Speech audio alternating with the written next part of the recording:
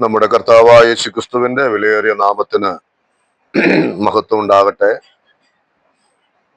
യഥാസ്ഥാനപ്പെടുക എന്ന തലക്കെട്ടിൽ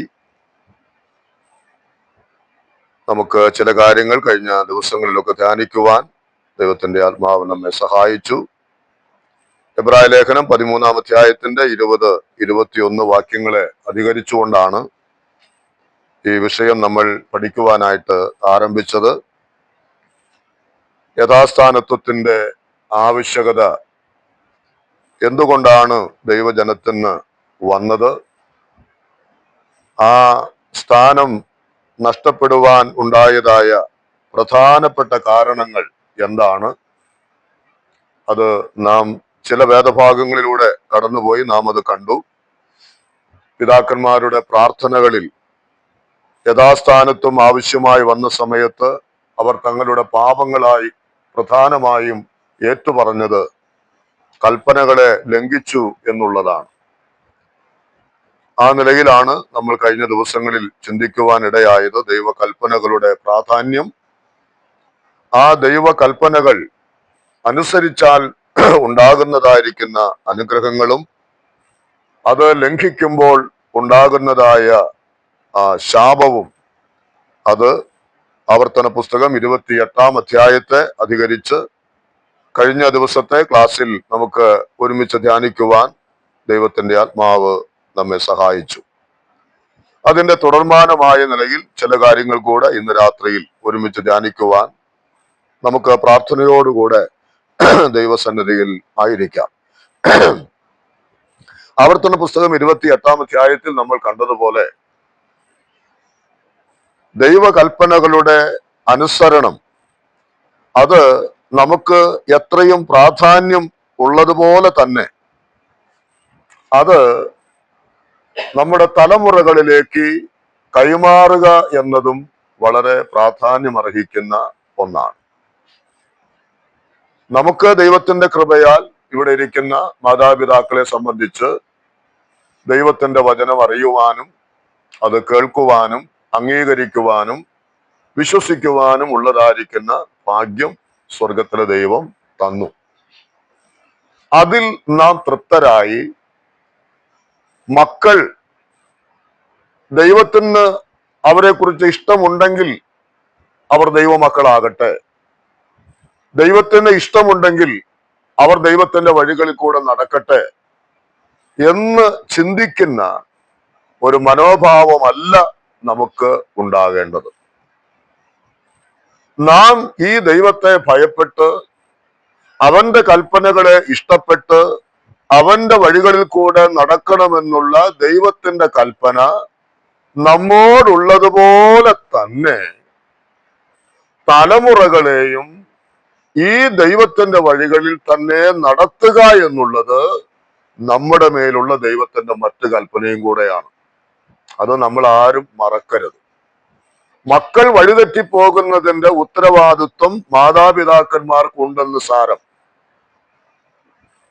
അതിന് മാതാപിതാക്കന്മാരും ദൈവസന്നിധിയിൽ കണക്ക് ബോധിപ്പിക്കേണ്ടതായിട്ട് വരും.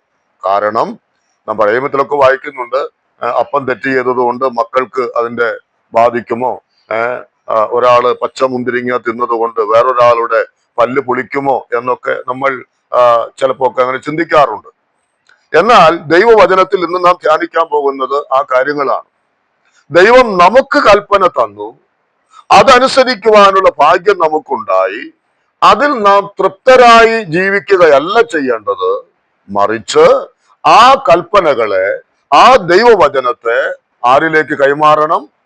അത് നമ്മുടെ മക്കളിലേക്ക്, മക്കളുടെ മക്കളിലേക്ക് എല്ലാം കൈമാറുവാനുള്ളതായ കൽപ്പനയും നമ്മുടെ മേൽ ഉണ്ട്. അപ്പൊ അതുകൊണ്ട് മക്കളെ ദൈവവഴികളിൽ നടത്തുവാനുള്ള ഉത്തരവാദിത്വത്തിൽ നിന്ന് മാറി നിൽക്കുവാൻ നമുക്ക് അനുവാദം ഇല്ല. നാം കഴിഞ്ഞ നാടുകളിലൊക്കെ ചിന്തിച്ചതുപോലെ ഏതൊരു വചനമാണോ നാം ലംഘിക്കുന്നത്, ആ വചനം ലംഘിച്ചാൽ ഉണ്ടാകുന്ന ശിക്ഷ എന്താണോ അത് നമുക്കുണ്ടാകും.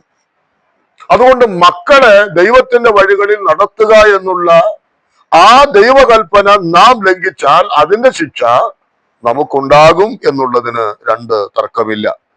അതോടുള്ള ബന്ധത്തിൽ നാം 78 സങ്കീർത്തനത്തിലേക്ക് ഒന്ന് വരാം. 78 സങ്കീർത്തനത്തിന്റെ ചില വാക്യങ്ങൾ അത് നമുക്ക് വായിക്കുവാനും ചില കാര്യങ്ങൾ അതുമായി ബന്ധപ്പെട്ട് നമുക്ക് ചിന്തിക്കുവാനും ദൈവാത്മാവ് നമ്മെ സഹായിക്കട്ടെ. 78 സങ്കീർത്തനത്തിന്റെ അതിന്റെ 3-ാമത്തെ വാക്യം മുതൽ തന്നെ നാം വായിച്ചാൽ, നാം അവയെ കേട്ടറിഞ്ഞിരിക്കുന്നു, നമ്മുടെ പിതാക്കന്മാർ നമ്മോട് പറഞ്ഞിരിക്കുന്നു.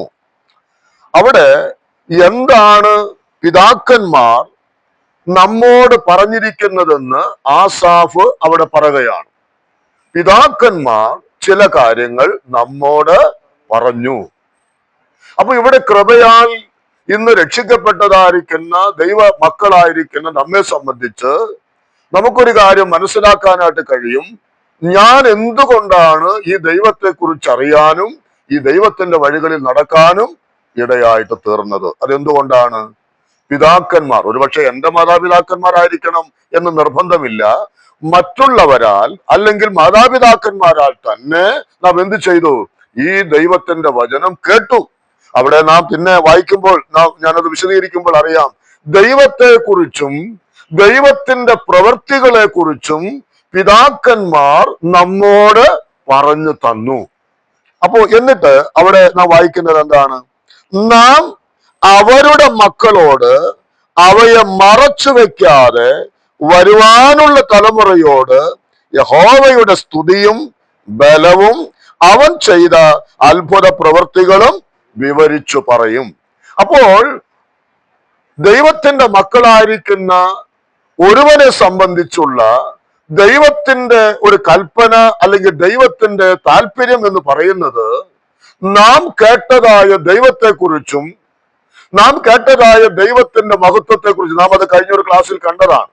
ദൈവവചനത്തിന്റെ അനുസരണത്തിന്റെ പ്രാധാന്യത എത്ര വലുതാണെന്ന് ചിന്തിച്ചപ്പോൾ നാം കണ്ടു ആ ദൈവത്തിന്റെ മഹത്വം, അവന്റെ ശ്രേഷ്ഠത, അതെല്ലാം കണ്ടവരാണ് നമ്മൾ.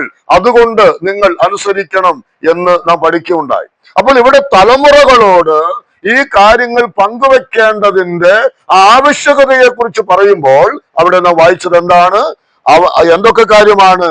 യഹോവയുടെ സ്തുതിയും ബലവും അവൻ ചെയ്ത അത്ഭുത പ്രവൃത്തികളും ആരോട് വിളിച്ചു പറയണം? വരുവാനുള്ള തലമുറയോട് അത് വിളിച്ചു പറയണം. അത് നമ്മുടെ കടമയാണ്, നമ്മുടെ ഉത്തരവാദിത്വമാണ്. ദൈവം നമുക്ക് തരുന്നതായ മക്കളോട് എന്ത് പറയണം? നമ്മൾ ഈ ദൈവത്തെ കുറിച്ചും അവൻ ചെയ്തതായ പ്രവൃത്തികളെ കുറിച്ചും നമ്മോടുള്ള ബന്ധത്തിൽ അവൻ എന്തെല്ലാം ചെയ്തുവോ ഈ കാര്യങ്ങളെല്ലാം നമ്മളത് പറയുവാൻ ആവശ്യമുണ്ട് എന്നുള്ളത് അവിടെ നാം കാണുന്ന ഒരു കാര്യമാണ്.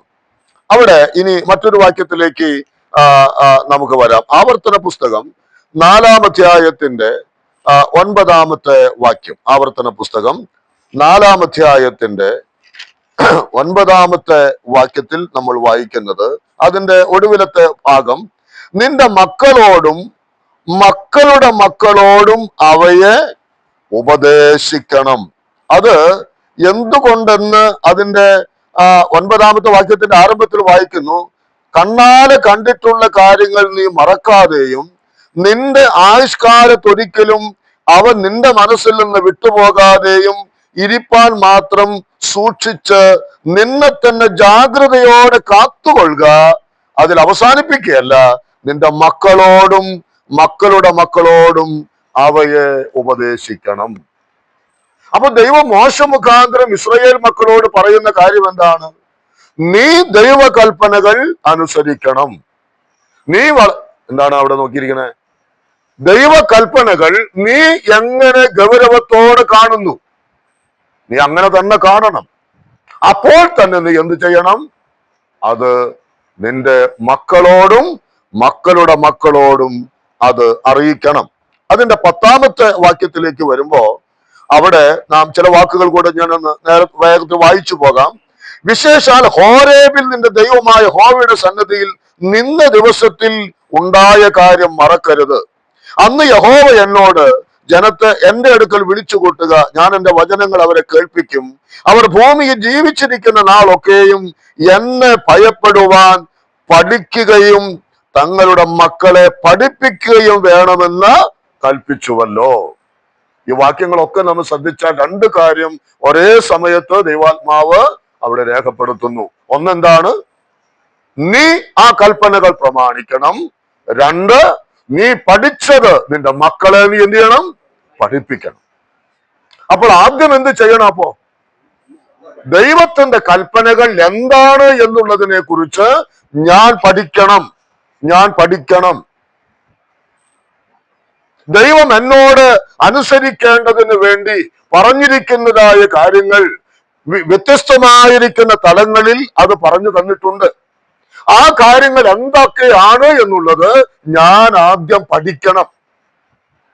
ഞാൻ പഠിക്കാതെ എങ്ങനെ മക്കൾക്ക് അത് പറഞ്ഞു കൊടുക്കും? അക്ഷരം വായിക്കാൻ അറിയാൻ പാടില്ലാത്ത ഒരു മാതാവിനും പിതാവിനും തന്റെ മക്കളെ അക്ഷരം പഠിപ്പിക്കാനായിട്ട് കഴിയുകയില്ല. എന്നതുപോലെ ആത്മീകമായിരിക്കുന്ന വിഷയങ്ങളെ കുറിച്ച് നാം വ്യക്തമായി പഠിക്കണം. ഞാൻ അതിലേക്കൊക്കെ പിന്നാലെ വിശദീകരിച്ചു വരുമ്പോൾ അത് നമുക്ക് മനസ്സിലാകും. മക്കളോടും മക്കളുടെ മക്കളോടും അത് നിങ്ങൾ അത് പറയുവാനായിട്ട് ഇടയാകണം. ആ 10ാമത്തെ വാക്യത്തിൽ വായിച്ചതുപോലെ വിശേഷാൽ ഹോരേബിൽ അവിടെ ഒരു വാക്ക് പറയുന്നത് എന്താണ്? എന്നെ ഭയപ്പെടുവാൻ പഠിക്കുകയും മക്കളെ പഠിപ്പിക്കുകയും വേണമെന്നാ. എന്നാ മനസ്സിലായത്? ദൈവത്തെ ഭയപ്പെടാൻ വേണ്ടി നമ്മുടെ മക്കളെ പഠിപ്പിക്കണമെന്ന്. ആദ്യം നമ്മൾ പഠിക്കണം. ആരെ ഭയപ്പെടാൻ? ദൈവത്തെ ഭയപ്പെട്ടുള്ള ഒരു ജീവിതം നയിക്കാൻ ആദ്യം നമ്മൾ പഠിക്കണം. എന്നിട്ട് നമ്മുടെ മക്കളെ പഠിപ്പിക്കണം. മക്കളെ ദൈവത്തെ ഭയപ്പെടണം. ഇന്ന് അതൊക്കെ പറഞ്ഞു കൊടുക്കാൻ ആർക്കാ നേരം? അല്ലെ? മക്കളെ ദൈവത്തെ ഭയപ്പെടണം എന്ന് പഠിപ്പിക്കുന്ന എത്ര മാതാപിതാക്കന്മാർ ദൈവത്തിന്റെ സഭകളിൽ ഇന്നുണ്ട്. ഏറി വന്നാൽ ചിലപ്പോ 1-2 വാക്യങ്ങൾ എങ്ങാ പഠിപ്പിച്ചിരിക്കും. അത് ഞായറാഴ്ച രാവിലെ. അതിനപ്പുറത്ത് ഒന്ന് പ്രാർത്ഥിക്കടി അല്ലെങ്കിൽ ബൈബിൾ ഒന്ന് വായിക്കടി എന്ന് പറയുന്നതിനപ്പുറത്തേക്ക് ദൈവത്തെ ഭയപ്പെട്ട് ജീവിക്കുവാൻ മാതാപിതാക്കന്മാരായ നമ്മൾ മക്കളെ എത്രത്തോളം നമ്മൾ പഠിപ്പിക്കുന്നുണ്ട്? അതിലൊക്കെ വളരെ കുറവുകൾ നമ്മുടെ ഭാഗത്ത് ഉണ്ട്. ഓർക്കുക, അത് ദൈവം ഹോരേബിൽ വെച്ച്, ആ ഹോരേബ് എന്ന് പറയുന്നത് എവിടെയാണ്? പുറപ്പാട് പുസ്തകം 3-ാം അധ്യായത്തിന് 2-ാമത്തെ വാക്യത്തിൽ നമുക്കറിയാം. മോശ ആ ആടുകളെ മേയ്ക്കാനായിട്ട് പോയ ആ മലയുടെ പേരാണ് ഹോരേബ് എന്ന് പറയുന്നത്. ആ മലയിൽ വെച്ചാണ് ആർക്ക് പ്രത്യക്ഷനായത്? മോശയ്ക്ക് ദൈവം അഗ്നിജ്വാലയിൽ, അവിടെ തീയിൽ പ്രത്യക്ഷപ്പെട്ടത് എന്നുള്ളത് നമുക്ക് കാണുവാനായിട്ട് കഴിയുന്നുണ്ട്. ആ വേദഭാഗത്തേക്ക് ഒന്ന് വരാം. പുറപ്പാട് പുസ്തകം 3-ാം അധ്യായം. ആ പുറപ്പാട് പുസ്തകം 3-ാം അധ്യായത്തിന്റെ 4-ാമത്തെ വാക്യവും 6-ാമത്തെ വാക്യവും അവിടെ നാം വായിക്കുന്നുണ്ട്. ആ ഹോരേബിൽ അവൻ കണ്ട കാഴ്ച എന്താണ്? അവൻ വരുന്നത് യഹോവ കണ്ടപ്പോൾ ദൈവം മുൾപടർപ്പിന്റെ നടുവിൽ നിന്ന് അവനെ മോശെ മോശെ എന്ന് വിളിച്ചു. അതിന്റെ 6-ാമത്തെ വാക്യം, ഞാൻ അബ്രഹാമിന്റെ ദൈവവും ഇസഹാക്കിന്റെ ദൈവവും യാക്കോബിന്റെ ദൈവവുമായി നിന്റെ പിതാവിന്റെ ദൈവമാകുന്നു എന്ന് അവൻ അരുളി ചെയ്തു. എന്നിട്ട് ആ കാഴ്ച മോശ എങ്ങനെ കണ്ടത് നമുക്കറിയാം. ഭയത്തോടുകൂടെയാണ് കണ്ടത്. ആ കാര്യത്തെ ഓർമ്മപ്പെടുത്തിക്കൊണ്ടാണ് വീണ്ടും ആവർത്തന പുസ്തകത്തിൽ നമ്മൾ വായിക്കുന്നത്. നീ എന്ത് ചെയ്യണം? നീ ഭയപ്പെടണം. നിന്റെ മക്കളെ ദൈവത്തെ ഭയപ്പെടാൻ നീ പഠിപ്പിക്കണം. അപ്പോൾ നമ്മുടെ ജീവിതത്തിൽ ഞാനൊരു കാര്യം വ്യക്തമായിട്ട് പറയാം. മാതാപിതാക്കളായിരിക്കുന്ന നമ്മുടെ ജീവിതത്തിൽ ഈ ദൈവത്തെ നാം എത്രമാത്രം ഭയപ്പെടുന്നുവോ അത്രത്തോളമേ മക്കളും ഈ ദൈവത്തെ ഭയപ്പെടുള്ളൂ. നാം ഒരു തരം എന്താ പറയാ അഴകൊഴ ജീവിതമാണ് നയിക്കുന്നതെങ്കിൽ നമ്മുടെ മക്കൾ അതിനേക്കാൾ അഴകൊഴയായി മാറും. ഒരു തർക്കവും ആ കാര്യത്തിന് വേണ്ട. കാരണം എന്താണ്? ദൈവത്തിന്റെ കൽപ്പന മാതാപിതാക്കന്മാർ മക്കളെ ദൈവത്തിന്റെ വചനം പഠിപ്പിക്കുവാൻ, ദൈവത്തെ ഭയപ്പെടുവാൻ പഠിപ്പിക്കുവാൻ അവർ ബാധ്യത ഉള്ളവരാണ് എന്നുള്ളത് നാം പ്രത്യേകാൽ മനസ്സിലാക്കേണ്ട കാര്യമാണ്. ആവർത്തന പുസ്തകം 6-ാം അധ്യായത്തിന്റെ 6-7 വാക്യങ്ങൾ. ആവർത്തന പുസ്തകം 6-ാം അധ്യായത്തിന്റെ 6-7 വാക്യങ്ങൾ. ഇന്ന് ഞാൻ നിന്നോട് കൽപ്പിക്കുന്ന ഈ വചനങ്ങൾ നിന്റെ ഹൃദയത്തിലിരിക്കണം. ആദ്യം എന്താ വേണ്ടത്? നിന്റെ ഹൃദയത്തിലിരിക്കണം. 7-ാം വാക്യത്തിൽ നീ അവയെ നിന്റെ മക്കൾക്ക് ഉപദേശിച്ചു കൊടുക്കണം. നീ അവയെ മക്കൾക്ക് ഉപദേശിച്ചു കൊടുക്കണം. നീ വീട്ടിൽ ഇരിക്കുമ്പോഴും വഴി നടക്കുമ്പോഴും കിടക്കുമ്പോഴും എഴുന്നേൽക്കുമ്പോഴും അവയെ കുറിച്ച് സംസാരിക്കുകയും വേണം. നിന്റെ ഹൃദയത്തിൽ ഉണ്ടാകണം. അത് നിന്റെ മക്കളെ നീ ഉപദേശിക്കണം. നമുക്ക് കടപ്പാടുണ്ടോ? നമ്മുടെ മക്കളെ പഠിപ്പിക്കേണ്ടതായ കടപ്പാട് നമുക്കുണ്ടോ? നമുക്കുണ്ട്. ഈ തലമുറയിൽ അത് ഏറെ ആവശ്യം വന്നിരിക്കുന്ന കാലമാണ്. ഏറെ ആവശ്യം വന്നിരിക്കുന്ന കാലമാണ്. നമ്മുടെ മക്കളെ കുറിച്ച് വളരെ കരുതൽ ഓരോ സ്റ്റെപ്പിലും നമുക്കുണ്ടാകേണ്ട കാലം അതിക്രമിച്ചിരിക്കുകയാണ്. അപ്പോൾ ആദ്യം എന്ത് ചെയ്യണം? നാം ദൈവത്തെ ഭയപ്പെടണം. ആദ്യം ദൈവത്തിന്റെ വചനം നമ്മുടെ ഹൃദയത്തിൽ ഉണ്ടാകണം. അത് വേണം മക്കളെ പഠിപ്പിക്കുവാനും മക്കളിലേക്ക് പകർന്നു കൊടുക്കുവാനും ഉള്ളത്. 11-ാം അധ്യായത്തിന്റെ ആവർത്തനം 11-ാം അധ്യായത്തിന്റെ 18-19 വാക്യങ്ങളിലും ഇതേ കാര്യം തന്നെ നമുക്ക് കാണുവാൻ കഴിയും. 11-18-19 ആകയാൽ നിങ്ങൾ എന്റെ ഈ വചനങ്ങളെ നിങ്ങളുടെ ഹൃദയത്തിലും മനസ്സിലും സംഗ്രഹിച്ച് നിങ്ങളുടെ കൈമേൽ അടയാളമായി കെട്ടുകയും അവ നിങ്ങളുടെ കണ്ണുകൾക്ക് മധ്യേ പട്ടമായിരിക്കുകയും വേണം. വീട്ടിലിരിക്കുമ്പോഴും വഴി നടക്കുമ്പോഴും കിടക്കുമ്പോഴും എഴുന്നേൽക്കുമ്പോഴും നിങ്ങൾ അവയെക്കുറിച്ച് സംസാരിച്ചുകൊണ്ട് നിങ്ങളുടെ മക്കൾക്ക് അവയെ ഉപദേശിച്ചു കൊടുക്കണം. ഹൃദയത്തിലും മനസ്സിലും അതെന്ത് ചെയ്യണം? ആദ്യം അത് സംഗ്രഹിക്കണം. എന്നിട്ട് അതേക്കുറിച്ച് നിന്റെ വീട്ടിൽ പറഞ്ഞുകൊണ്ടിരിക്കണം. ആരാ ഇതൊക്കെ ചെയ്യുന്നല്ലേ? നമ്മുടെ വീട്ടിൽ മാതാപിതാക്കന്മാരുടെ വലിയ കടപ്പാടെന്ന് പറയുന്നത് എന്താണ്? ഈ ദൈവ വചനത്തെ ധ്യാനിക്കുകയും അത് സംഗ്രഹിക്കുകയും അത് പറഞ്ഞുകൊണ്ടിരിക്കുകയും ചെയ്യണം. എന്നിട്ട് മക്കളെ എന്ത് ചെയ്യണം? ഉപദേശിക്കണം. അങ്ങനെ ചെയ്യുമ്പോൾ ആ മക്കൾ ദൈവത്തെ ഭയപ്പെടുന്നതിനും ദൈവത്തിന്റെ വഴികളിൽ നടക്കുന്നതിനും ദൈവത്തിന്റെ ഉപദേശങ്ങൾ പ്രാപിക്കുന്നതിനും അത് വളരെ എളുപ്പമായിട്ട് തീരും. നമുക്കിതിന് നേരമില്ല. നിങ്ങൾ നന്നാകു എന്ന് പറഞ്ഞാൽ ഒരു മക്കളും നന്നാകാൻ പോകുന്നില്ല. അതുകൊണ്ട് നാം വളരെ ഭയത്തോടുകൂടെ ദൈവത്തിന്റെ കൽപ്പനകൾ ഞാൻ പ്രമാണിക്കുന്നു, എന്റെ ഭാര്യ പ്രമാണിക്കുന്നു, അതിലങ്ങ് തൃപ്തി അടഞ്ഞ് മുന്നോട്ട് പോകുകയല്ല, അതിനേക്കാൾ അപ്പുറത്ത് ദൈവം തന്നിരിക്കുന്ന മക്കളും ഈ വചനപ്രകാരം തന്നെ ജീവിക്കേണ്ടവരാണ് എന്ന ബോധ്യം ഉൾക്കൊണ്ടുകൊണ്ട് ആദ്യം ദൈവകൽപ്പനകളെ സംഗ്രഹിക്കണം, അതിനെ പഠിക്കണം, അതിനെ പറഞ്ഞുകൊണ്ടിരിക്കണം. മക്കൾ എങ്ങനെയെങ്കിലും പഠിച്ചുകൊള്ളുമെന്ന് വിചാരിക്കരുത്. അവയെ നമ്മൾ മക്കൾക്ക് ഉപദേശിച്ചു കൊടുക്കണം. മാതാപിതാക്കന്മാരെ, ഇത് ദൈവത്തിന്റെ മാറ്റമില്ലാത്ത വചനമാണ്.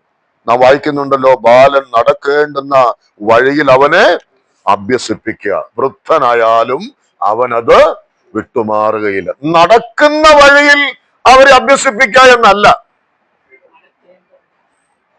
അവൾക്ക് ഇതാണ് ഇഷ്ടം, എന്നാ പിന്നെ ആ വഴിക്ക് നടത്തിയേക്കാം, അങ്ങനെയാണോ വചനം? അല്ല. നടക്കേണ്ടുന്ന വഴിയിൽ, ഏത് വഴിയിൽ കൂടെ നടക്കണമെന്നാണോ ദൈവവചനം നമ്മെ നിഷ്കർഷിച്ചിരിക്കുന്നത്, ആ വഴികളിൽ കൂടെ വേണം നമ്മുടെ മക്കളെ നമ്മൾ എന്ത് ചെയ്യാൻ? നമ്മൾ നടത്താൻ. അതായിരിക്കണം നമ്മുടെ തീരുമാനം. മോൻ അതാണ് ഇഷ്ടം, മോക്ക് അതാണ് ഇഷ്ടം എന്ന് പറഞ്ഞ് ആ വഴികളിലൂടെ നാം നടത്തുകയല്ല ചെയ്യേണ്ടത്. നടക്കേണ്ടുന്ന വഴി നാം തിരഞ്ഞെടുക്കേണ്ട, അല്ലെങ്കിൽ നാം നടക്കുന്ന വഴി ഏതാണെന്ന് നാം മനസ്സിലാക്കിയല്ലേ? ദൈവത്തിന്റെ വഴികളിൽ കൂടെയാണ് ഞാൻ നടക്കുന്നതെങ്കിൽ ആ വഴികളിൽ കൂടെ തന്നെ ആരും നടക്കണം, എന്റെ മക്കളും നടക്കുവാൻ ഇടയായിട്ട് തീരണം. ഞാൻ പുതിയ നിയമത്തിൽ നിന്ന് തിമോത്തിയോസിന്റെ ലേഖനത്തിലേക്ക് വരുമ്പോൾ ഒരു വാക്യം അവിടെ നമുക്ക് പരിചിതമായിട്ടുള്ള വേദവാക്യമാണ്. 2 തിമോത്തിയോസിന്റെ ലേഖനം, അതിന്റെ 3-ാം അധ്യായം 14-15 വാക്യങ്ങൾ. നീയോ ആരോട് പഠിച്ചു എന്ന് ഓർക്കുകയും ക്രിസ്തുയേശുവിലുള്ള വിശ്വാസത്താൽ നിന്നെ രക്ഷയ്ക്ക് ജ്ഞാനിയാക്കുവാൻ മതിയായ തിരുവെഴുത്തുകളെ ബാല്യം മുതൽ അറിയുകയും ചെയ്തിരിക്കുന്നത് കൊണ്ട് നീ പഠിച്ചും നിശ്ചയം പ്രാപിച്ചും ഇരിക്കുന്നതിൽ നിലനിൽക്കുക.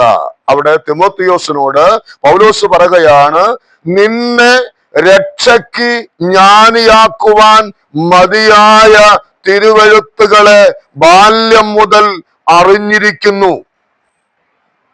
തിമോത്തിയോസ് എന്നു മുതലായി വചനം അറിഞ്ഞത്? ബാല്യം മുതൽ. ഇവിടെ ഇരിക്കുന്ന പലർക്കും അതിനുള്ള അവസരം ഉണ്ടായവരല്ല, ബാല്യം മുതൽ അറിയാനുള്ള ഭാഗ്യം ഉണ്ടായവരല്ല. എന്നാൽ കുറച്ചു പേർക്കെങ്കിലും ആ ഭാഗ്യം ദൈവം തന്നിട്ടുണ്ട്. ബാല്യം മുതൽ അറിയാനുള്ള ഭാഗ്യം. അത് എന്തിനെ കുറിച്ചുള്ള വചനം? രക്ഷയ്ക്ക് ജ്ഞാനിയാക്കുന്ന വചനം. അപ്പൊ ദൈവത്തിന്റെ വചനം മക്കളിലേക്ക് കൈമാറുക എന്ന് പറയുമ്പോൾ അവർ അറിയിക്കുക, അവരെ പഠിപ്പിക്കുക, അവരുപദേശിക്കുക എന്ന് പറഞ്ഞാൽ അതിന്റെ ആത്യന്തികമായ ലക്ഷ്യം എന്താണ്? രക്ഷയ്ക്ക് ജ്ഞാനിയാക്കുക, അവരെ രക്ഷയിലേക്ക് നടത്തുക, അവരെ ദൈവത്തിന്റെ കൃപയിലേക്ക് കൊണ്ടുവരിക. അതാണ് മാതാപിതാക്കന്മാരുടെ ലക്ഷ്യമായിരിക്കേണ്ടത്. ഇന്ന് അതിനെന്തുകൊണ്ടാണ് സമയം കിട്ടാത്തത്?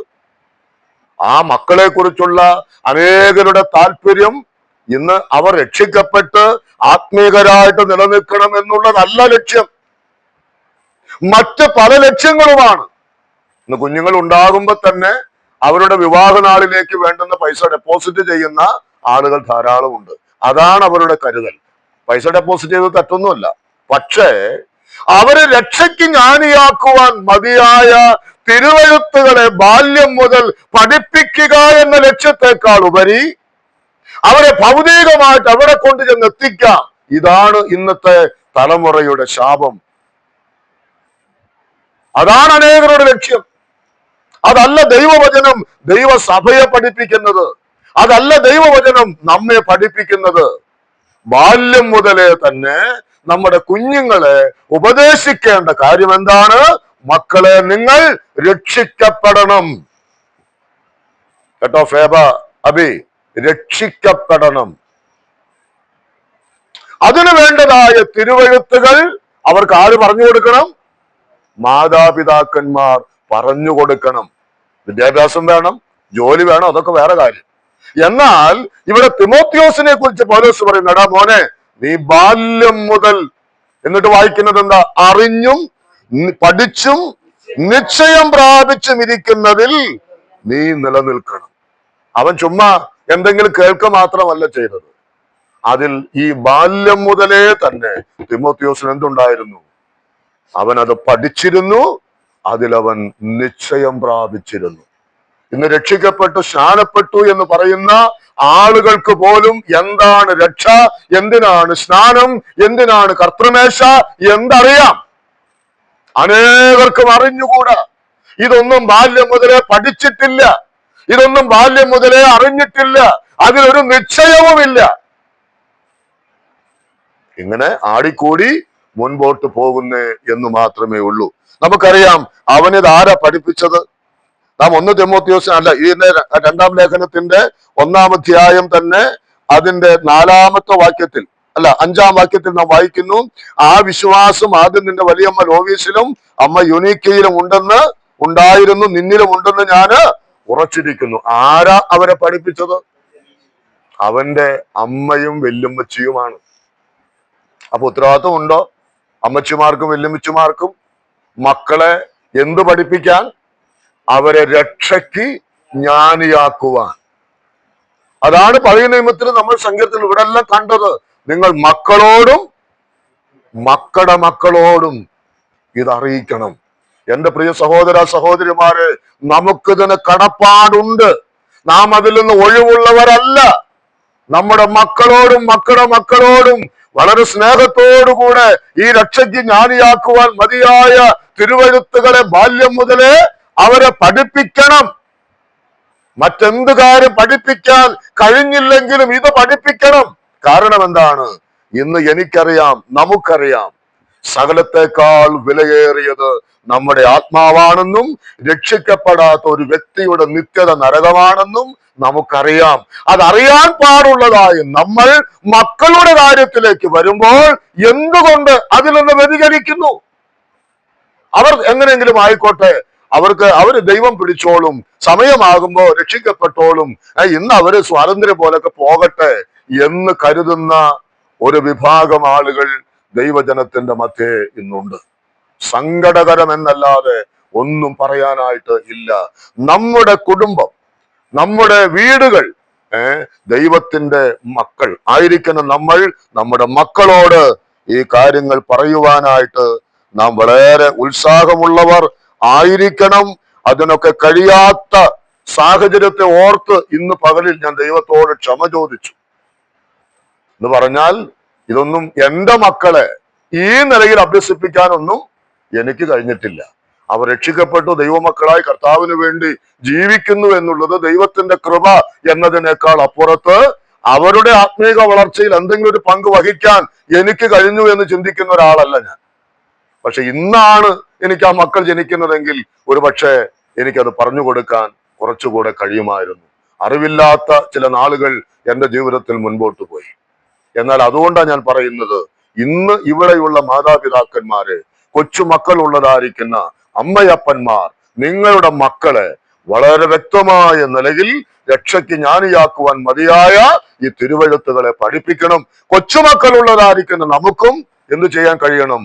നമ്മുടെ കൊച്ചു കുഞ്ഞുങ്ങൾ വളരുന്തോറും അവരെ ഈ ദൈവത്തിന്റെ വഴികളിൽ നടത്തുവാൻ അവരെ നാം പഠിപ്പിക്കേണ്ടത് വളരെ ആവശ്യമാണ്. അപ്പൊ തിമോത്തിയോസിനോടുള്ള ബന്ധത്തിൽ ആ കാര്യമാണ് നമുക്ക് കാണുവാനായിട്ട് കഴിയുന്നത്. നമുക്ക് 78-ാം സങ്കീർത്തനത്തിലേക്ക് വീണ്ടും വരാം. അവിടെ മക്കളോടും യഹോവയെ കുറിച്ചും അവന്റെ അത്ഭുത പ്രവൃത്തികളെ കുറിച്ചും തലമുറകളോട് വിവരിച്ചു പറയണം എന്ന് പറയുമ്പോൾ ആ വാക്യം നമ്മൾ താഴേക്ക് വായിക്കുമ്പോൾ 5 തലമുറകളോട് പറയേണ്ട കാര്യത്തെ കുറിച്ചാണ് അവിടെ ഓർമ്മപ്പെടുത്തുന്നത്. 5 തലമുറ. 1 പിതാക്കന്മാർ, 2 നാം, അപ്പൊ എത്രയായി? 2 ആയി. ഇനി എൻ്റെ മക്കൾ 3 ആയി. മക്കൾ, എൻ്റെ മകന്റെ മകൻ, പിന്നീട് വായിക്കുന്നു ജനിപ്പാനിരിക്കുന്ന മക്കൾ, തങ്ങളുടെ ജനിപ്പാനിരിക്കുന്ന മക്കൾ, അവരുടെ മക്കൾ, മൊത്തത്തിൽ 5 തലമുറയെ കുറിച്ച് ഇവിടെ വായിക്കുന്നുണ്ട്. 5 തലമുറ. 5 തലമുറയോടൊന്നും, അല്ലെങ്കിൽ പിതാക്കന്മാർ നമ്മോട് അറിയിച്ചു, നാം മക്കളോട് അറിയിച്ചു, മക്കളുടെ മക്കളോടും അറിയിക്കാനുള്ള ഭാഗ്യം ചിലർക്കെങ്കിലും ഉണ്ടായിട്ടുണ്ട്. അതിനപ്പുറത്തേക്ക് പറയാൻ ഒരു പക്ഷെ കഴിഞ്ഞു എന്ന് വരില്ല. അത് വളരെ ചുരുക്കമായിട്ട് മാത്രമേ ഉണ്ടാകുന്നുള്ളൂ. അന്നത്തെ തലമുറയിൽ അതുണ്ട്. എന്നാൽ ഇന്നത്തെ തലമുറയിൽ അത് വളരെ ചുരുക്കമാണ്. 5-ാമത്തെ തലമുറയോട് വചനം പറയാൻ കഴിയുക എന്ന് പറഞ്ഞാൽ വളരെ ചുരുക്കമായിട്ടുള്ളവരൊക്കെ ഉണ്ട്. എന്നാൽ ദൈവത്തിന്റെ വചനം പറയുന്ന ഗൗരവമാണ് നമ്മൾ ചിന്തിക്കേണ്ടത്. കേവലം എൻ്റെ മക്കളോട് മാത്രമല്ല, പിന്നെയോ വരുന്ന 2 or 3 തലമുറകളോടെങ്കിലും ഈ വചനത്തെ നിങ്ങൾ എന്ത് ചെയ്യണമെന്നാണ്? കൈമാറണം എന്നുള്ളതാണ്. അവിടെ നിന്നിട്ട് ദാവീദ് പറയുന്ന ഒരു വാക്യം, ദാവീദ് പറയുന്ന ഒരു വാക്യമുണ്ട്. അത് ഞാൻ നോട്ട് ചെയ്യാനായിട്ട് മറന്നുപോയോ? അവിടെ ദാവീദ് പറയുന്ന ഒരു വാക്യം ഇപ്രകാരമാണ്. തൊട്ട് ഇപ്പുറത്തെ സങ്കീർത്തനമാണോ? അല്ല, അതെ, സോറി, 71-ാം സങ്കീർത്തനത്തിന്റെ 18-ാമത്തെ വാക്യമാണ്. അവിടെ വായിക്കുന്നത്, ദൈവമേ, അടുത്ത തലമുറയോട് ഞാൻ നിന്റെ ഭുജത്തെയും വരുവാനുള്ള എല്ലാവരോടും നിന്റെ വീര്യപ്രവൃത്തിയെയും അറിയിക്കുവോളം വാർദ്ധക്യവും നരയും ഉള്ള കാലത്തും എന്നെ ഉപേക്ഷിക്കരുതേ. വാർദ്ധക്യവും നരയുമുള്ള കാലം ദാവീദ് എന്തിനു വേണ്ടിയാ ആഗ്രഹിക്കുന്നത്? സ്വസ്ഥമായിട്ട് എവിടെയെങ്കിലും ഇരുന്ന് കട്ടനാപ്പിയും കുടിച്ചിരിക്കണമെന്നല്ല. എന്താ പറയുന്നത്? വരുവാനുള്ള തലമുറയോട് എന്തു പറയണമെന്നാണ്? നിന്റെ വീര്യപ്രവൃത്തികളെ അറിയിക്കണം. അപ്പോൾ ഇവിടെ അപ്പൂപ്പന്മാരായിരിക്കുന്ന, അമ്മൂമ്മമാരായിരിക്കുന്നവരുടെയും ഹൃദയത്തിന്റെ ആഗ്രഹം എൻ്റെ കൊച്ചുമക്കൾ എങ്ങനെയെങ്കിലും ഒരു വലിയ നിലയിൽ ഒന്ന് എത്തിച്ചിരുന്നെങ്കിൽ എന്നതിനേക്കാൾ ഉപരി എന്താണ്? ഈ കർത്താവിന്റെ വീര്യപ്രവർത്തികളെ കുറിച്ചൊന്ന് അറിയിക്കുവാൻ. വാക്യം കിട്ടിയില്ലേ? ഒരു 71 18 വാക്യമാണ്. 71 സങ്കീർത്തനം 18 വാക്യം. അപ്പൊ ദാവീദിന്റെ ആഗ്രഹം അതായിരുന്നു.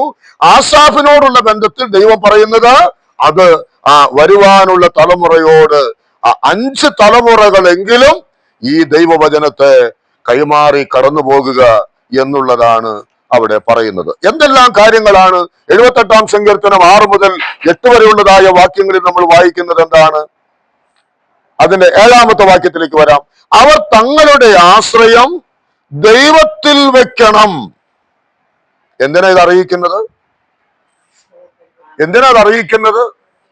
അവരുടെ ആശ്രയം ദൈവത്തിൽ വെക്കണം. നമ്മുടെ മക്കൾ ആരെ ആശ്രയിച്ച് ജീവിക്കണം? ദൈവത്തെ ആശ്രയിച്ച് ജീവിക്കണം.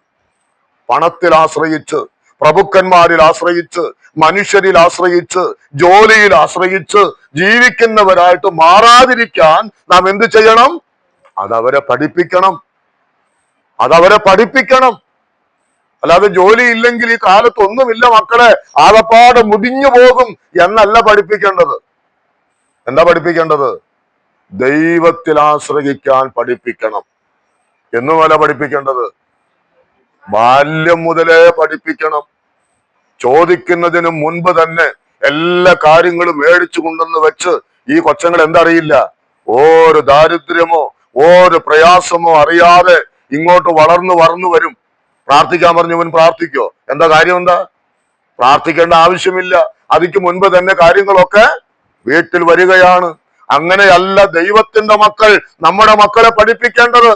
അവരുടെ ആവശ്യങ്ങൾ വരുമ്പോൾ അവരെ ദൈവത്തിൽ ആശ്രയിക്കുവാൻ പഠിപ്പിക്കണം. നമ്മുടെ കയ്യിൽ ഇല്ലാതിരുന്നിട്ടല്ല. ചിലപ്പോൾ ഉണ്ടാകാം, മേടിച്ചു കൊടുക്കാൻ പണം നമ്മുടെ കയ്യിലുണ്ടാകാം. പക്ഷെ അവരെ എന്ത് ചെയ്യണം? പ്രാർത്ഥിക്കാനായിട്ട് അവരെ പരിശീലിപ്പിക്കണം. അരമരുത്തെഴുന്നേക്കുന്ന സമയത്ത് എല്ലാവർക്കും വേണ്ടി പ്രാർത്ഥിക്കുന്നു, എന്റെ കൂടെ ഇരിക്കണം എന്ന് പറഞ്ഞ് അവസാനിപ്പിക്കാനല്ല.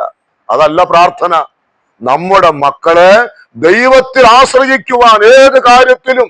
ഇത് എവിടുന്നാ പഠിക്കണേ? മാതാപിതാക്കൾ ദൈവത്തിൽ ആശ്രയിച്ചാലല്ലേ. മാതാപിതാക്കൾ മാറിയിരുന്ന് ദൈവത്തിൽ ആശ്രയിക്കുന്നതും പ്രാർത്ഥിക്കുന്നതും ദൈവത്തിന്റെ വചനം ഉദ്ധരിക്കുന്നതും ദൈവ വഴികളിൽ നടക്കുന്നതും തലമുറകൾ കാണുമ്പോൾ അവരും എന്തു ചെയ്യും? അവരും അറിയാതെ തന്നെ ഈ ദൈവത്തിൽ ആശ്രയിക്കുവാൻ അവരും പഠിക്കും. ദൈവത്തിന്റെ മഹത്വം ഉണ്ടാകട്ടെ. ദൈവത്തിൽ ആശ്രയിക്കുന്ന മക്കളെ ദൈവം നമുക്ക് തന്നിട്ടുണ്ടെങ്കിൽ അതിനേക്കാൾ ഭാഗ്യം വേറെ ഇല്ലെന്നൊന്ന് പറഞ്ഞോ, ധൈര്യമായിട്ട് പറഞ്ഞോ. അതിനേക്കാൾ ഭാഗ്യം ഒന്നുമില്ല.